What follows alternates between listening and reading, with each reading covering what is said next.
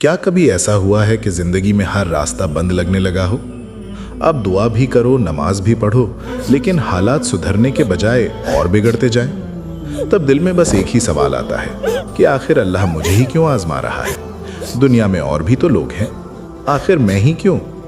तो आज हम इसी सवाल का जवाब ढूंढेंगे कि सब्र करने वालों को अल्लाह क्यों आजमाता है और फिर कैसे उन्हें दुनिया और आखिरत में सबसे बड़ा इनाम देता है। इस कहानी को सुनिए दिल से, क्योंकि इसमें आपके दर्द का इलाज भी है और आपके सब्र का इनाम भी। अल्लाह ताला फरमाता है, क्या लोग ये सोचते हैं कि सिर्फ इतना कह देने से कि हम ईमान लाए और उन्हें छोड़ दिया जाएगा और उनकी आजमाइश भी नहीं होगी?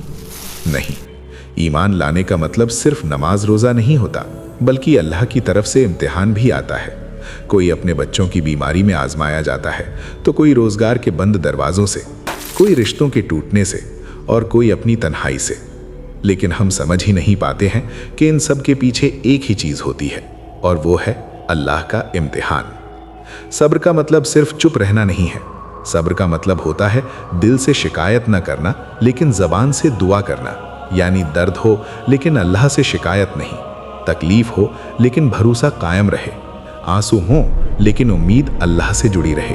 क्योंकि सब्र वही करता है जिसे यकीन हो कि मेरा रब मुझे अकेला नहीं छोड़ेगा।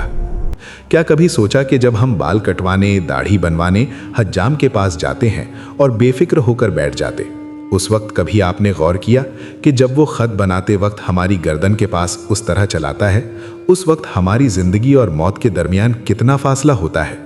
हल्की सी चूक हुई और खेल खत्म। लेकिन हमें इतना भरोसा होता है कि हम बेफिक्र होकर उसके आगे बैठे रहते हैं और मौत के मुंह से कितनी दफ़ा वापस आते हैं। बस इसी तरह हमें अपने रब पर, अपने अल्लाह पर यकीन रखना चाहिए।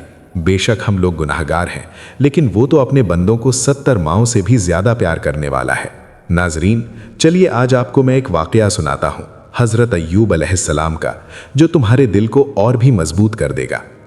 एक वक्त था जब उनके पास दौलत भी थी, सेहत भी थी और बच्चे भी थे। लेकिन अल्लाह ने उन्हें इस तरह आजमाया कि सारा माल चला गया, बच्चे भी दुनिया से चले गए और उनका जिस्म बीमारी से भर गया। सोचो ज़रा, जिस शख्स को लोग हाथ लगाना पसंद करते थे, वही इतने बीमार हो गए कि लोग नज़दीक तक नहीं आते थे। लेकिन उन्होंने कभी अल्लाह से शिकवा नहीं किया, बल्कि उन्होंने क्या कहा? हे मेरे रब, मुझे बीमारी छू गई है और तू सबसे बढ़कर रहम करने वाला है। और फिर अल्लाह ने उन्हें सेहत भी लौटा दी और बच्चे भी। यानी सब्र का इनाम ऐसा दिया कि दुनिया देखती रह गई।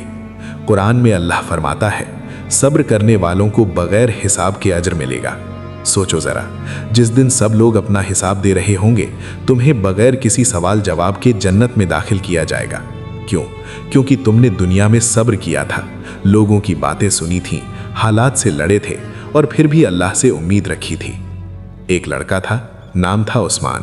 घर की हालत बहुत ख़राब थी। पढ़ाई करता था लेकिन साथ में काम भी करता था। हर रात माँ के लिए दवाइयाँ लाना और सुबह स्कूल जाना, और लेकिन किसी को कुछ बताना नहीं, क्योंकि उसे यकीन था कि मेरा रब देख रहा है। आज वही उस्मान एक बड़ा डॉक्टर है। क्यों?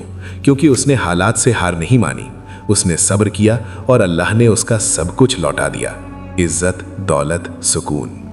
क्या तुम जानते हो कि अल्लाह किन से मोहब्बत करता है? कुरान कहता है, बेशक अल्लाह सब्र करने वालों से मोहब्बत करता है। सोचो, जब पूरी दुनिया तुमसे मुंह मोड़ ले और सिर्फ अल्लाह तुम्हारा हो जाए, तो क्या ये सबसे बड़ी कामयाबी नहीं? मेरे प्यारे भाई और बहनों, अगर तुम आज तकलीफ में हो, अगर तुम्हारे आंसू रातों में तुम्हारे तकिए को भिगोया करते हैं, तो एक बात याद रखना, अल्लाह तुम्हें आजमा रहा है, छोड़ नहीं रहा। वो तुम्हें ऊंचाई देने से पहले तुम्हें झुकना सिखा रहा है, ताकि जब वो तुम्हें ऊपर उठाए तुम घमंडी ना बनो, बल्कि शुक्र करने वाले बनो। इसलिए सब्र करो, रोते हुए भी मुस्कुराओ, क्योंकि तुम्हारा रब तुम्हारे सब्र का फल तैयार कर रहा है, और ये फल तुम्हें दुनिया में भी मिलेगा और आखिरत में जन्नत का घर भी मिलेगा। कभी भी अल्लाह से मत कटो, क्योंकि वही सबसे बड़ा इनाम है, और वही है रोशनी जिंदगी। अल्लाह मुझे और हम सबको सब्र करने वालों में शामिल करे और हर तकलीफ के बदले जन्नत अता करे। आमीन या रब्बुल आलमीन।